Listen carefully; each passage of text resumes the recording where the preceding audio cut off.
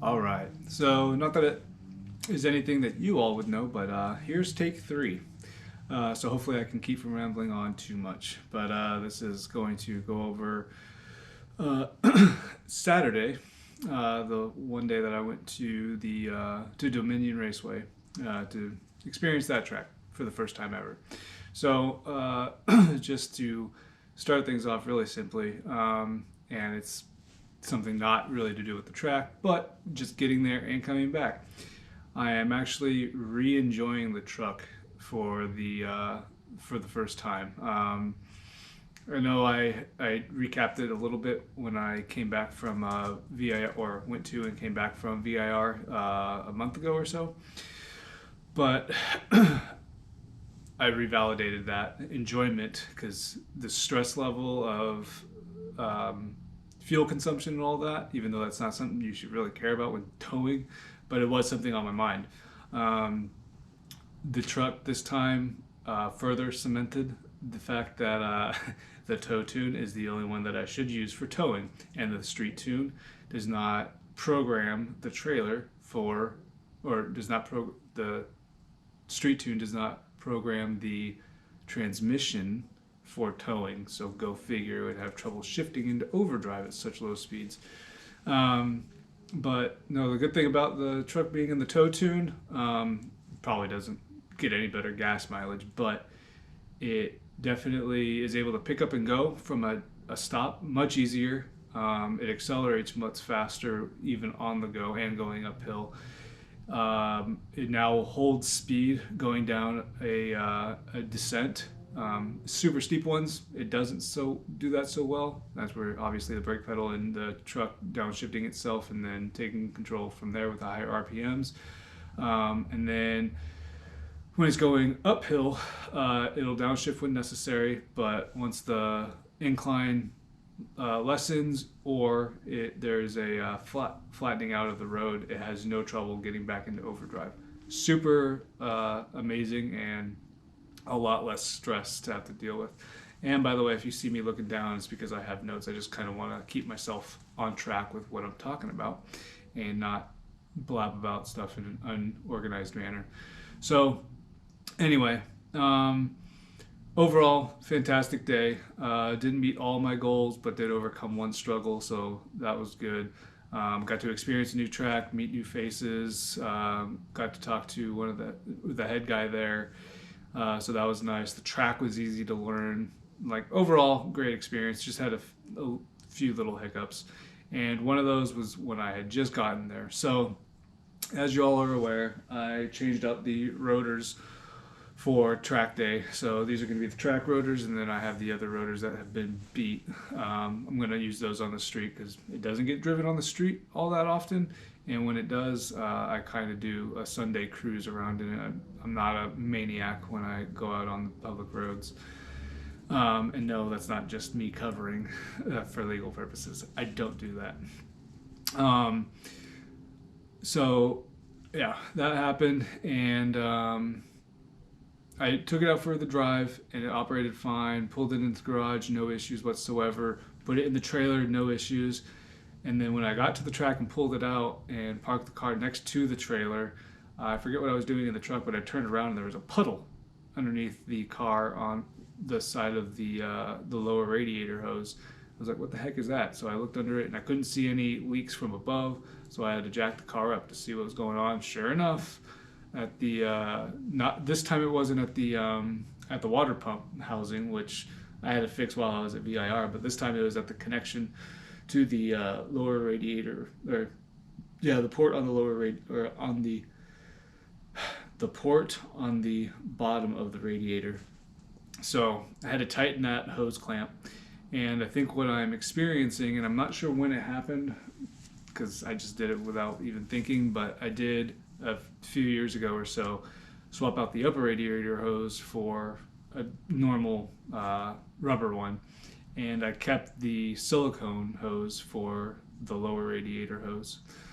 I think what's happening now is not age getting to it, because it's still, the center section is perfectly fine, but the connections where the worm clamps go onto it, the worm clamps are digging into the silicone, and I think the silicone is has little tiny holes in it, and allowing water to escape. And so I tightened it up a little bit, solved the issue, probably just squeezed the hose tight enough that there wasn't a hole there for the water to get through. However, the troublesome part about that is when I was going out for the check ride, as we were sitting in pit lane waiting to go and the car was running, the car got up to like 236 degrees, and I was like, what the heck is going on? So I turned it off really quick, went outside, there was nothing going on, and then it started, the air bubble passed and the temperature started going down again. Now, while I was on track, before all of this, there were 2 sessions that I went out on before. Coolant temp never reached over 210, which was phenomenal, but it was also a cooler day and it was windy. But when I went back into the pits after that red group session, I opened up the coolant reservoir, and sure enough, it was low. So I filled it up, turned on the car to burp the system, and as soon as I turned the car on, reservoir was empty again. So clearly had a lot of coolant missing. So I had to deal with a water leak. I just got back from the store actually, and I bought a low radiator hose, so that'll be being swapped out. But I also need to buy some coolant boost from AMSOIL. Not a plug on their product, but I think it works amazing. It's brought the water temps up much faster. However, the oil temp does still take the same amount of time to heat up, probably a little bit faster just because the water temp gets higher quicker.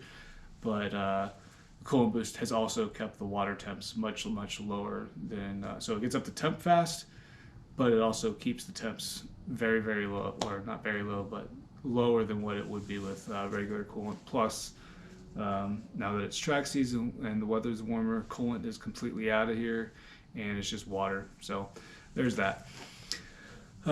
Moving on to the track was super easy to learn, and I think it also suits the car's gearing much like Carolina Motorsports Park did, a lot better, just because my gears are super short.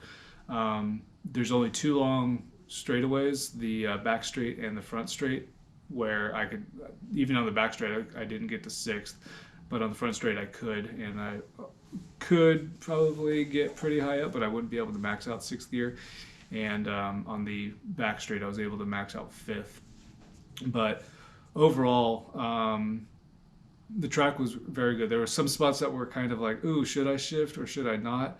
But 3rd to 5th was 90% of the track, just the front straight.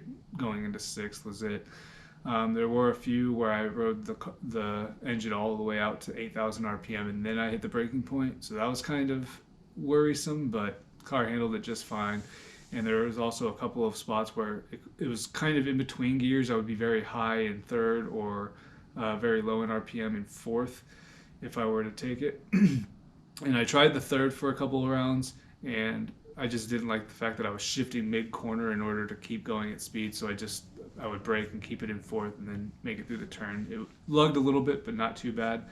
But overall, I think the track was well suited for the car's gearing, and it was super short, so the track went by very, very fast.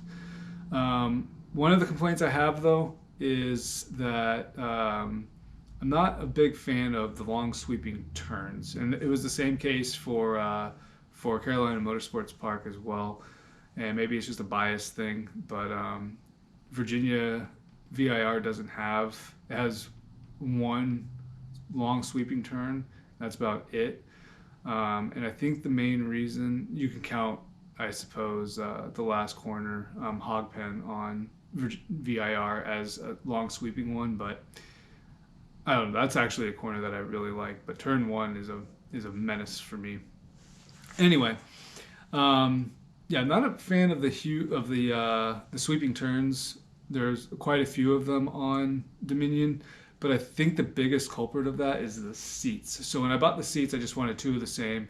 And since I'm a smaller guy, and most of my friends or some of my good friends that would go in the car with me are a bit bigger, I bought 2 bigger seats. But me being not the biggest of guys, I kind of, during any turn really, but especially the long sweeping ones, I kind of sway to one side or the other, depending on the turn. And I think that's what I don't struggle on keeping my hands on the wheel, but it definitely takes more effort on the arm that's on the outside of the turn. So if I'm turning to the right, my left arm has to put in a lot more, or I have to extend my left arm a lot more, put in a lot more effort to get the turn done. But I'm also, I think my body is moving in the seat to the side inside, and my feet, although on the gas pedal or the throttle and the brake, um, it's kind of an effort to keep them there. So what I want to do is get a seat that's, smaller and actually has some side bolstering, so my legs can't just like spread out like they do right now. So I think that would fix that problem. But maybe that'll change my opinion. But the long sweeping turns, not a big fan. And then this is the humbling one, the check ride, because I registered for Red Group, which is the advanced group, since it was most similar to HPD 3 for NASA. I registered for that, but this was my first time at Dominion, so it made sense for the head instructor, head guy, to put me into the blue group and have to check ride / test into the red group. By no means had any issues, qualms with that. I did the first 2 sessions with the intermediate blue group, which was perfectly fine. Still not a lot of traffic. There weren't many people there compared to how many go to VIR. But I went out for the check ride and I ended up failing. And I think it shows a lot of the subjectivity depending on the instructor that you get. For VIR, it wasn't so much that you got the line down on the track. It was more of, can you control the car? Do you hit the braking points, or can you brake? Do you make it through the turns in a controlled manner? Are you aware of what's going on around you? What's going on in front of you? Are you aware of the people behind you? Do you get point buys when you can? Are you noticing what's going on at the flag stations? All the stuff that you do on the track. It wasn't about the line whatsoever. Here though, I guess the control, I controlled the car perfectly fine. It was just I was not following to a T the track line, the racing line that they quote unquote dictate, because it's not really dictated, it's just suggested. But that went into my go or no go for the check ride. So I ended up not passing that. I did get a full session in though with the red group, and I think I held my weight perfectly fine. There were 2 Corvettes in there that I had to let go by, but there was a lot more of open space or me getting pointed by. So that was, I could complain about it if I want to, but all is fair. He said 1 or 2 more track sessions. I'm not sure if that means 20-minute sessions or track days, but regardless, the next time I go to Dominion, I'll be doing another check ride to get into that red group. And then the track surface. So the track surface, good everywhere, except for the braking zone of turn 1 and turn 11. I know I hear it's kind of funny because now that I think about it, I think a lot about the complaints that F1 drivers have about COTA. And that's kind of how I felt going into these 2 turns. So in the braking zones of turn 1 and turn 11, the track surface gets really rough and like bumpy. Like you can actually almost kind of feel the car going airborne depending on how fast you're going. Turn 11 for sure, there were a couple times where I could tell that the tires had lifted off the ground, because you can feel the brakes where the tires actually coming to the ground again and like kind of stopping the car a little bit. Regardless, I rarely hit the apex on turn 11. Not sure why I couldn't, but that was my nemesis that entire day. But yeah, so for the 3rd time, just the rough course, the rough road on turn 1 and 11. It's kind of a downer, but the rest of the track was perfectly amazing. Loved it. And then, not that it's a big deal, but I did bring the proper amount of fuel, which isn't something that I would normally say, but this time I was only going to bring 4 jugs with the car 3/4 full already. But with the ethanol content that is in the E85 around here now, it is going through fuel like nobody's business. And so I was able to do all 4 of the intermediate sessions plus the one for the check ride. After the check ride was done, the instructor let me complete the session with red group. So I got 5 sessions in total.